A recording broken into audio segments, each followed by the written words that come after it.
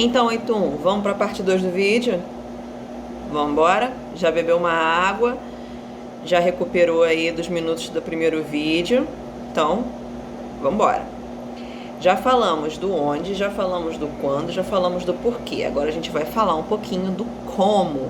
Como eu falei para vocês no vídeo passado, essa é a parte mais extensa, porque a gente vai explicar todo o processo de Revolução Francesa, de como aconteceu. Beleza? Tem mais esqueminha aqui, mesmo esquema. Eu boto aqui na frente da câmera, você pausa, copia e tá tudo certo. Beleza? Então vamos lá.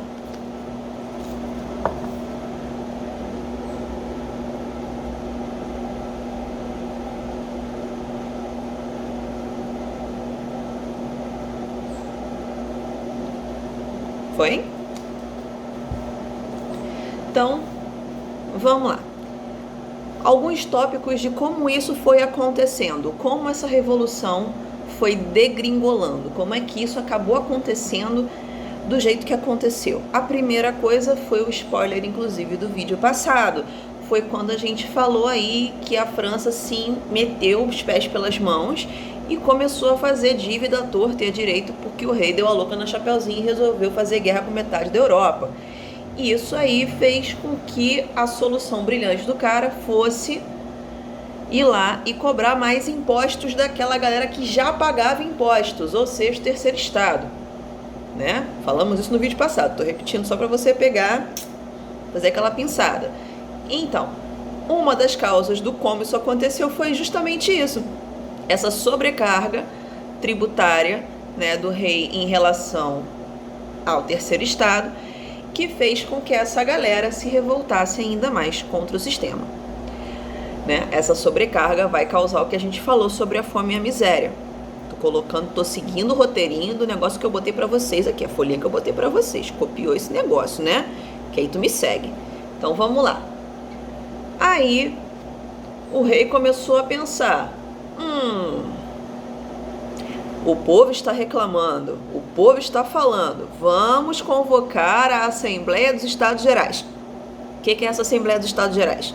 Lembra que eu tinha 3 estados, né? Primeiro, segundo, terceiro, clero, nobreza e todo mundo que não era clero e nobreza, né? Esses estados, eles tinham representantes que participavam da política do estado. Essa Assembleia dos Estados Gerais era justamente isso. Esses representantes, eles iam se juntar e iam decidir, eles iam debater qual seria a melhor solução para resolver o problema que estava acontecendo, que era esse problema aí de faltar dinheiro e faltar comida. Qual era o problema? Essa Assembleia dos Estados Gerais, eles votavam por estado.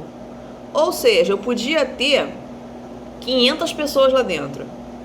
Dessas 500 pessoas, eu ter 100 pessoas representando o primeiro estado, 100 pessoas representando o segundo estado, 300 representando o terceiro estado.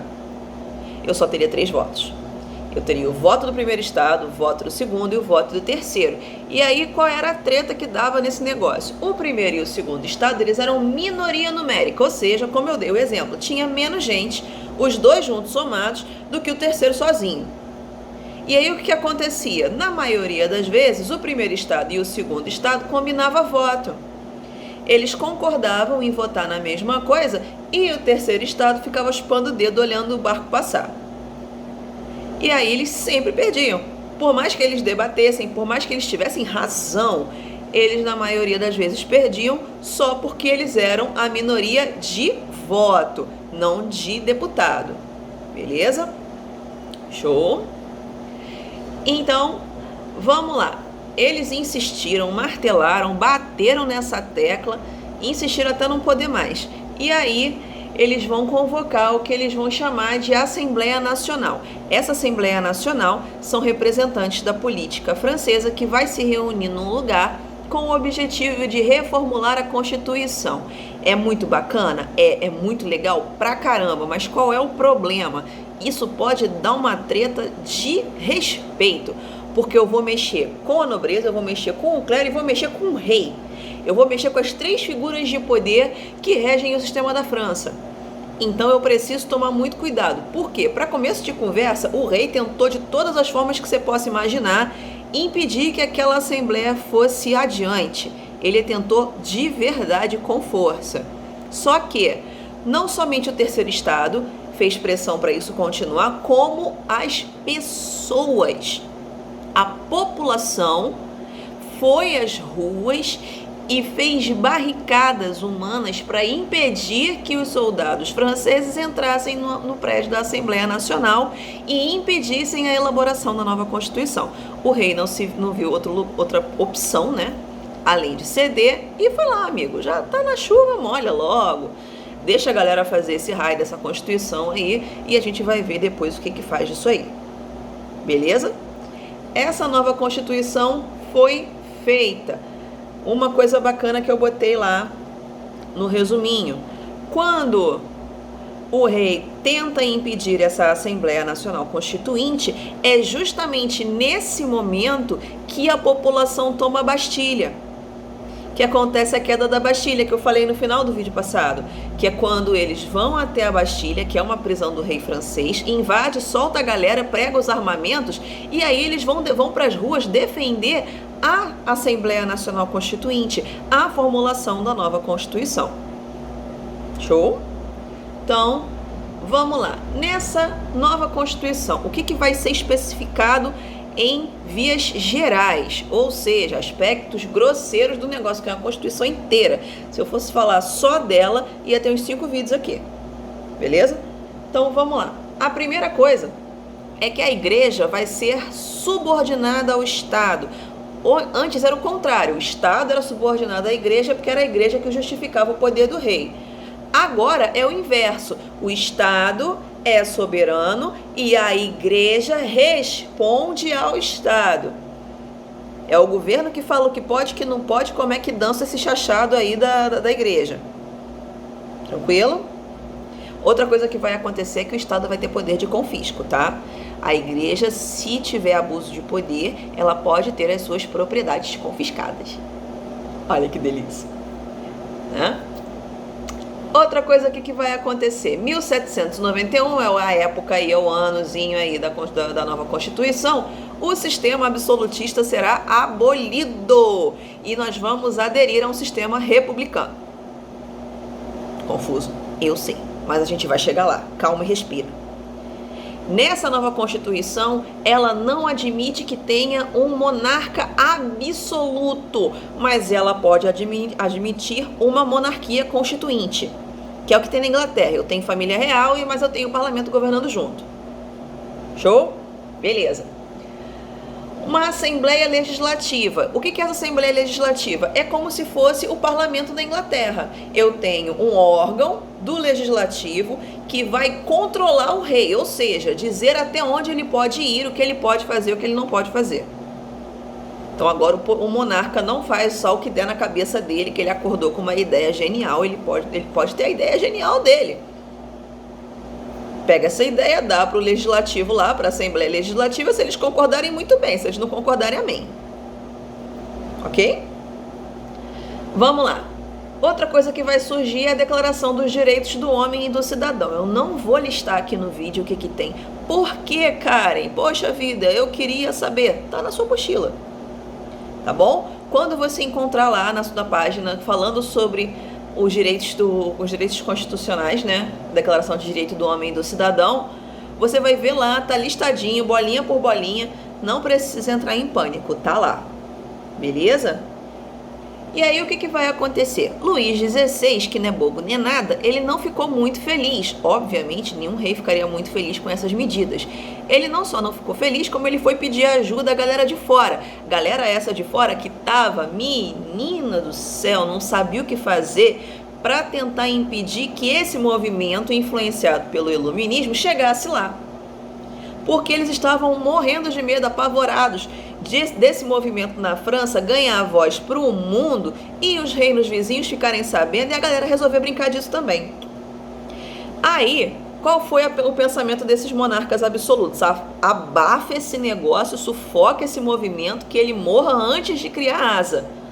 E aí, quando Luís XVI dá lá o sinalzinho do SOS de socorro, 2 grandes impérios vão em auxílio de Luís XVI. São esses impérios, o austríaco e o prussiano.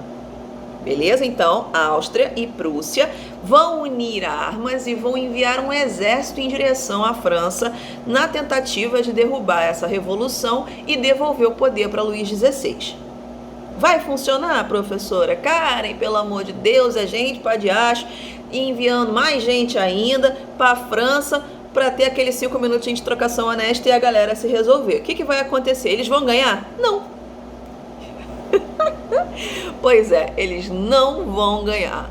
O exército austro-prussiano, que foi levado para o território francês na tentativa de retorno do regime absolutista de Luís XVI, vai ser expulso a tapas e pontapés pelo exército francês, que já havia adotado esse regime republicano, já não queria que o regime fosse monarca absolutista de novo, e a população francesa. Lembra que eu falei que eles invadiram a Bastilha e pegaram as armas? Então, distribuíram as armas para todo mundo e falou, amigo, se chegar alguém aqui que não fala francês, é para botar para correr. Entendeu? Para botar para correr do pé bater na bunda. Então, foi exatamente o que eles fizeram. Pegaram essa galera, armaram a população, e quando veio esse exército austro-prussiano, eles não tinham como se manter ali dentro. A França inteira odiava eles. E aí eles foram expulsos. E, para melhorar o negócio, Luís XVI foi considerado um traidor da pátria. Nessa brincadeira, ele foi preso e foi condenado à morte pela guilhotina. Né? O que acontece? Isso aí vai acontecer em 1792. Nessa mesma época, Luís XVI ele vai ser preso, vai ser condenado à guilhotina, executado em praça pública, inclusive, maior evento. E vai ser instaurado no lugar dele, né? Já que a gente está substituindo o rei por livre e espontânea pressão, a gente vai instituir um governo provisório para substituir o cara. Que governo é esse? A Convenção Nacional. Também tem na sua apostila. Não entre em pânico, tá em negrito, inclusive, é facinho de achar, beleza? Essa Constituição Nacional, Convenção Nacional, é ela que vai substituir o rei temporariamente até que a gente consiga resolver toda a bagaça do que tá rolando na França e a gente conseguir ter tempo para sentar e colocar um governante no poder. Vamos lá, segunda parte, prometo que eu vou tentar ser o mais resumida possível. Próximo negocinho. Vamos lá.